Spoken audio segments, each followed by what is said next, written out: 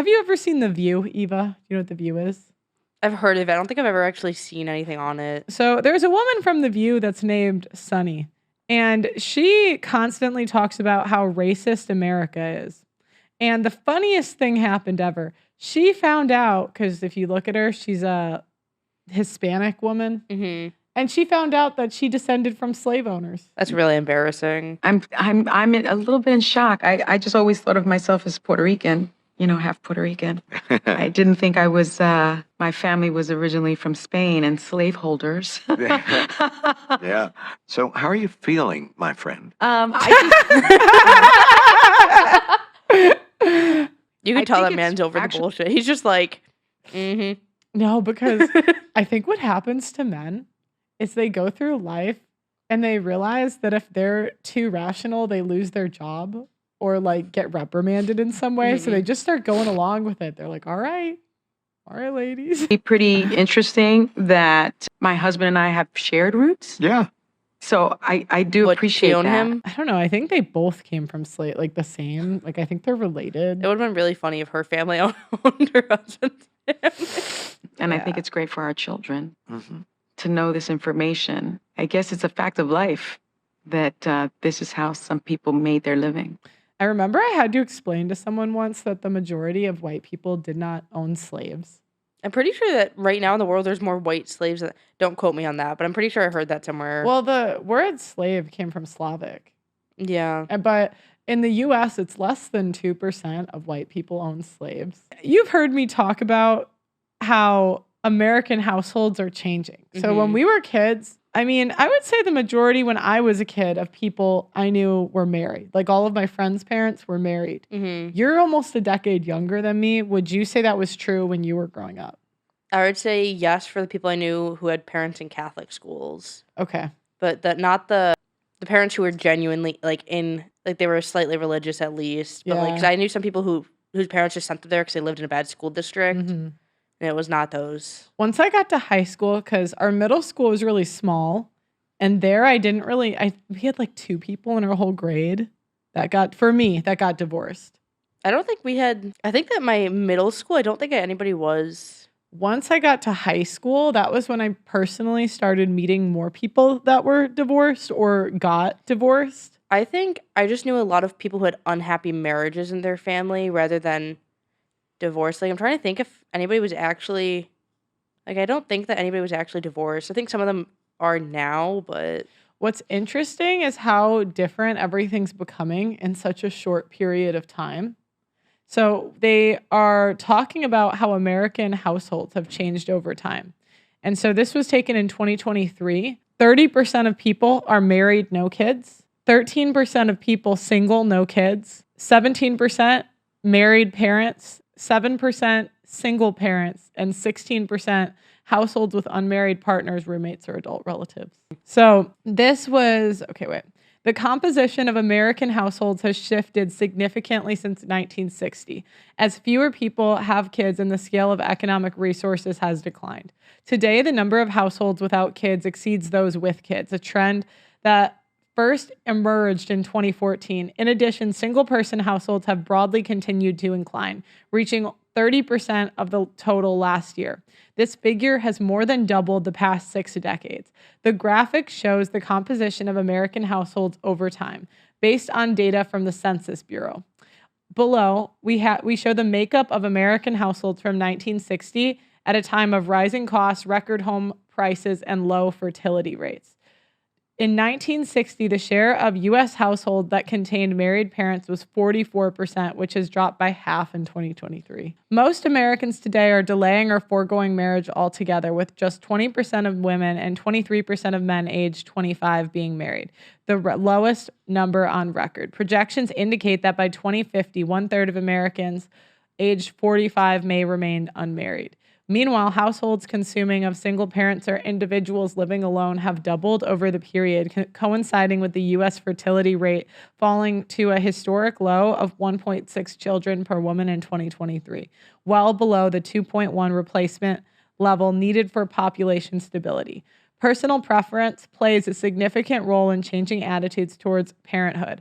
Amongst Americans under 50 without children, Almost 60% said they didn't want kids, while 44% preferred to focus on other priorities. Financial concerns also weighed heavily, with 36% citing the cost of raising children, 3 times the rate amongst childless people over 50. Last year, just 16% of homes in America were considered affordable, as mortgage rates more than doubled since 2021. This represents a sharp decline from 2013, where 50% of homes were affordable, a shift that is likely shaping household dynamics as rising costs influence Americans' future choices. So what's interesting is I don't know, because again, you're a decade younger than me almost, so it's a little different. But when I was growing up, we were one of 6. But it wasn't abnormal for me to meet families that had 3 or 4. I'd say over 4 would be pretty, like 4 was a lot, but like 2 to 3 was normal, maybe. Yeah. And then 4 was not abnormal. Like I could think of a decent amount of families that had 4. But it's interesting because if right now only 20%, or it's even less, 17% are married parents, we can assume that half of those will fail, right? Because half have failed in the past. That's the future. Yeah. So if, like, once we have kids, what's interesting is all of our kids' friends will be single children, basically. Yeah. Isn't that weird? I think that especially right now, I've noticed a lot more. You don't see many families with more than, like even at daycares, like they have 2 kids. The only family that I know that has more than 2 kids is because they had twins. Yeah. And I bet the mom was older. I bet it was IVF. It actually was not. Really? Really? Yeah. Oh, because you have first, guys, she works at a daycare, and she's worked at a daycare for a while. So you can see the kids firsthand. Yeah. And so you'd say that's true. It's mostly... I'd say for the most part, if they have more than 3 kids, it's either they had twins accidentally trying for their second kid, or it's because they wanted the other gender. So out of every 10 kids that come in, how many are only children? It depends on where you're looking at. In Illinois, I would say probably 5 or 6 out of 10 would be only children. But in Colorado, I'd say it's a higher number. I'd say 7 or 8. Really? Because most of those parents aren't married. They, I'm guessing, just had a child. A lot of them are divorced. A lot of them aren't together. A lot of them are just single moms. Really? Because the one thing is, when you look at data, because they want men to keep getting married, even though the system is really bad for them. So they will always hide statistics that make marriage look bad. Yeah. Because they're like, no, guys, don't worry about the legal system and child support and alimony. Sign up. Don't just forget about that. No, it'll totally work out.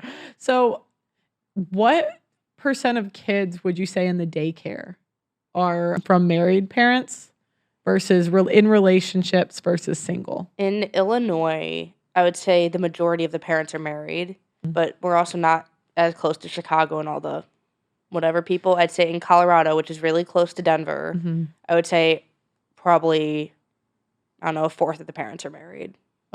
So a quarter, really. Yeah. Because the way it starts is the cities start with the trends. And then, you know what else I'm curious? Do you know any women that have done sugar dating or any sort of OnlyFans? Like personally, not through like me or my show or any of that. No, but I don't really. Yeah. I was thinking, I don't think it's hit the suburbs yet. But the weird thing is, once you get into a city, it's like crazy how many there are.